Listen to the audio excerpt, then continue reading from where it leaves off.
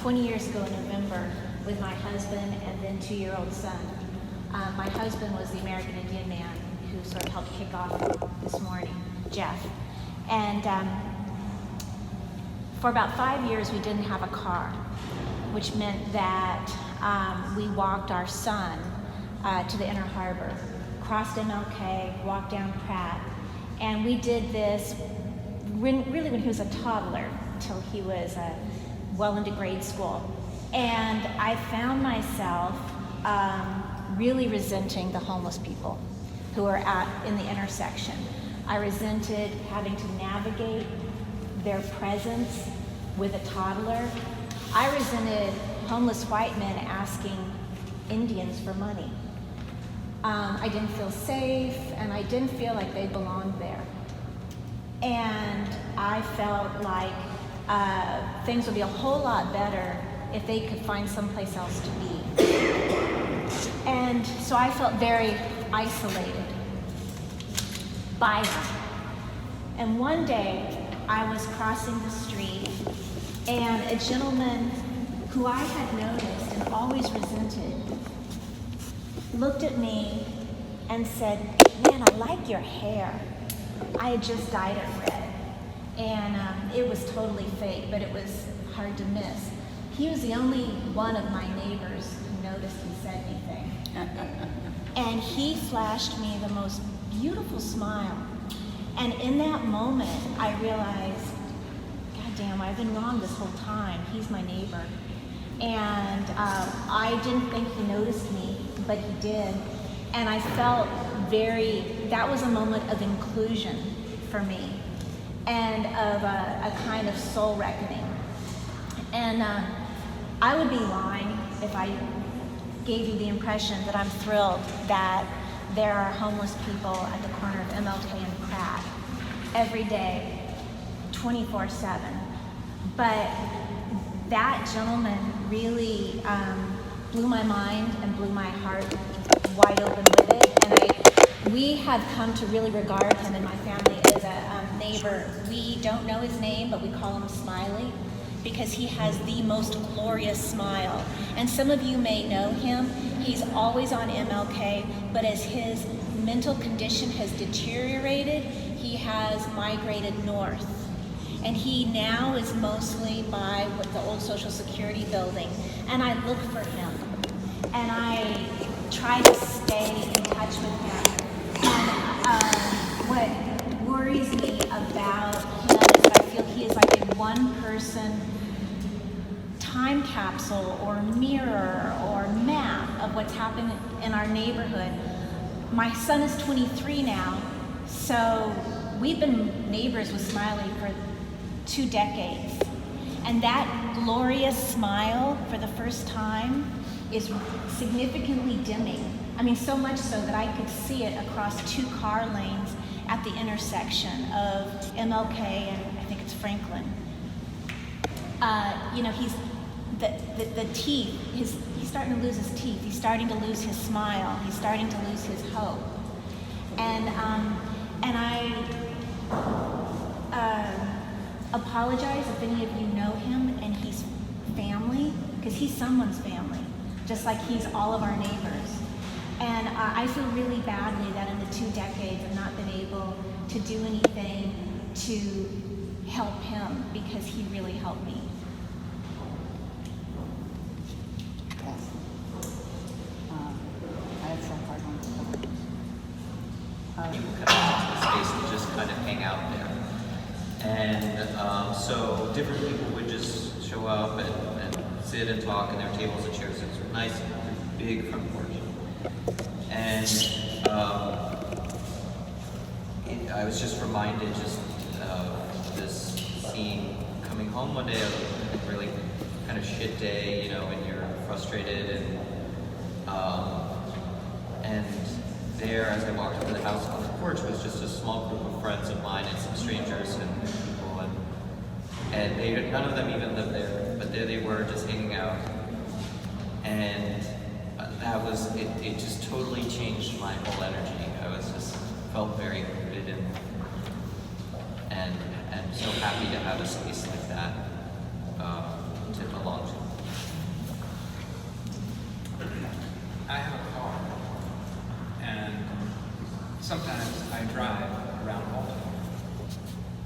days I take the bus or I ride my bike because I'm lucky enough to live pretty close to where I work. And when I do drive, I'm always amazed at the anger that I sometimes experience, be it honking or aggressive driving. But when I do walk, take the bus, or even ride my bike, it feels very different. And when I ride to neighborhoods that some people may say, oh, you need to be careful, it's actually a lot more pleasant because when I see people, I say, how you doing?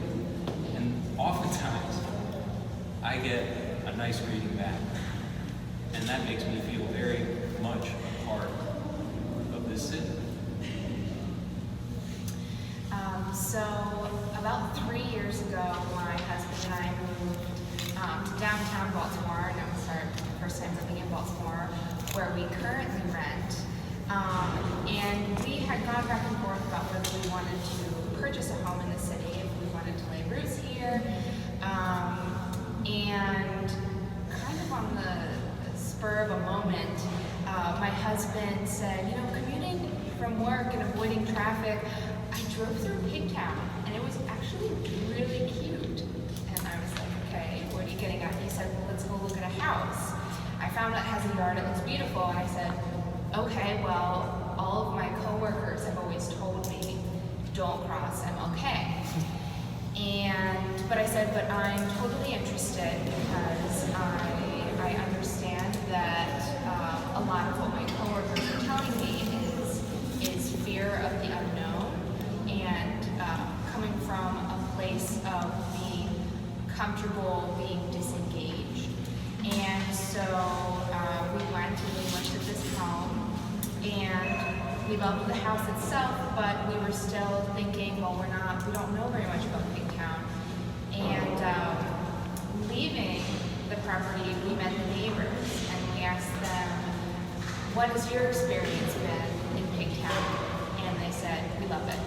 This is such a vibrant community, and it's certainly different from what people might be more comfortable with east of MLK, but differences are not bad. They're a reality of life, and really we should understand that we're connected through the human experience. And a lot of the conversation that we had really resonated with us, and so literally that day we put in an offer for the house, and we're moving to Pigtown the end of this month. My story is about, I guess, feeling excluded, but bringing people to be included. My son started pre-K at our zone school in September, and prior to that, I had grown an attachment to the school because I met the principal and she was great, and the families that I've learned about really helpful in like making me and my wife feel like, okay, this is going to be a good push. We're going to actually like be part of another community in the school. And something that I've done with some of my neighbors who don't have children who are school age yet is try to start a friends group where we think about ways to support the school, even though some people may not have children that go there, or they may not be thinking about the school as an option. So we've met a couple times this summer, and just hearing everyone's stories and kind of what their concerns are and being able to explain, well, actually that's actually not an issue at the school because you've never been there. Maybe, you know, you actually, I'm not saying it badly, but like some people don't investigate, so they kind of just hear what people say, like what you're saying. And a lot of times I've learned just in living in Baltimore that if you just put yourself out there and take the first step, a lot of your preconceived notions are not real and can be mitigated in some ways. So far, everyone in our group, all the families in our group have a child on the way or a child that's just been born. and so I feel good about them feeling included in that sense of like being pregnant and working together with other families who have small children. And then if they choose to send their children to school, I suppose that's great. If they don't, that's fine. But I feel like I've created a community that has included others out of feeling kind of not included or kind of apart or isolated a little bit. Paulette Curl, president of the Town of the Terrace. I'm the president of the rentals. I love my house, I love my community, especially the kids. I have 198 children. The terrace was built 1998, and when it was built, it was promised a school. It was also promised a community center, which we have none. Neither of those. We just found out that the city sold our land where our school was supposed to go. But another school is going to be there. It's going to be a Catholic school. Now, not all 198 are not going to be able to go there. You know, I do want the Catholic school because it's been 20 years. It's been 20 years. And my kids don't even have a playground. They cannot even bounce a ball in the community. There's nothing for them to do. I've been in this position for a whole year, and I haven't even received my office yet. In which these things are in the bylaws and in the regulations, and no one seems to be following them.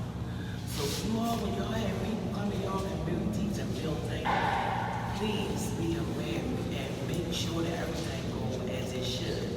You understand? For everyone in the community. You know, because this summer, when I started my reading programs for my kids, we had to do it in the little square thing in hot heat, like 100 degrees. But being as though I'm a cheerful person, I made them love it. Yeah. With the tea and the cane and stuff, I went outside the box. But now it's getting cold. I don't know what I'm going to do with my kids because where I live at, some parts of the area is not good. And there's a lot of drug activities going on. And I don't want my kids to be snatched up being a lookout person or even being a hit man or a hit lady. They bring the kids up as far as 8, 11, 12, 14. Take your hits out on people. This is real. So I'm fighting for a community center and another school to be open because my kids are scattered all over the city going to school.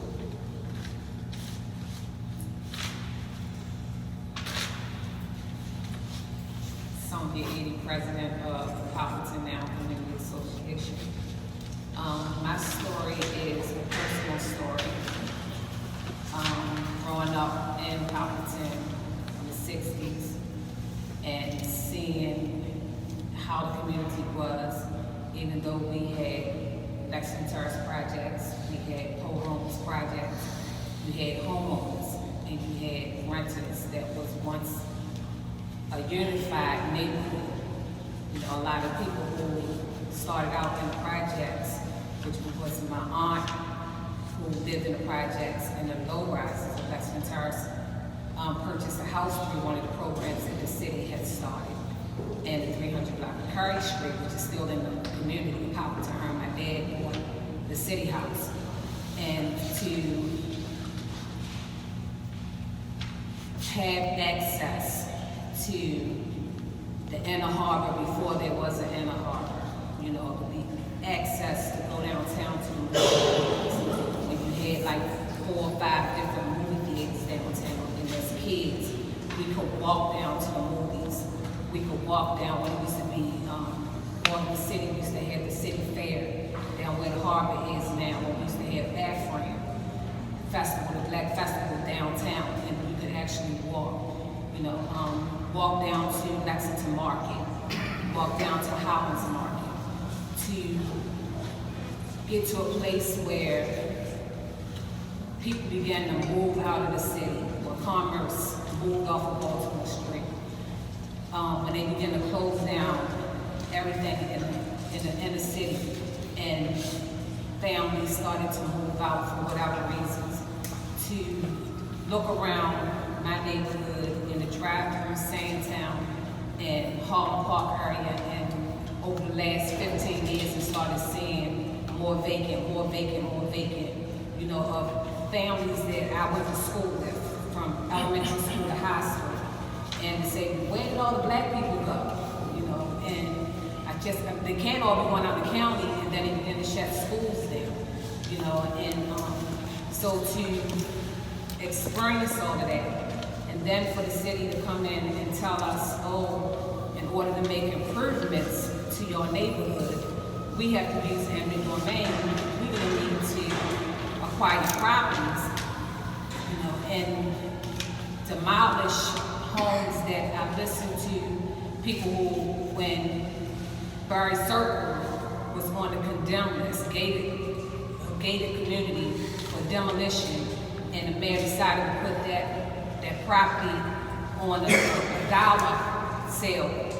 And now those properties are in the $200,000 going up to $300,000 homes, you know, because people wanted to purchase these old properties, and for them to come in my neighborhood and tear down 100-year-old, 1900, and that, you know, properties to come in with some new, what they call them, we want to modernize, transform your neighborhood.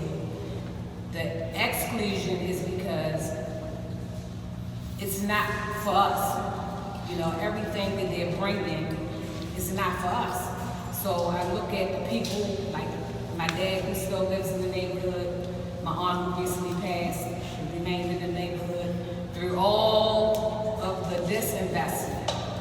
They own their properties. I have a lot of the seniors who was died. This process started back in 2002, so we've lost a lot, you know, of our homeowners that lived through this investment. And now that you're ready to invest in a neighborhood, and you don't include the people, the existing people, the existing residents, I just look at it as an injustice. I live in a 3-story home that my dad was actually raised up in the 40s. And for them to come in and demolish my home with the block that I live in, they purchased everybody out so far from the last one on my side of the street. And instead of them wanting to come in and rehab these homes for resale, you want to demolish them. And that's my story.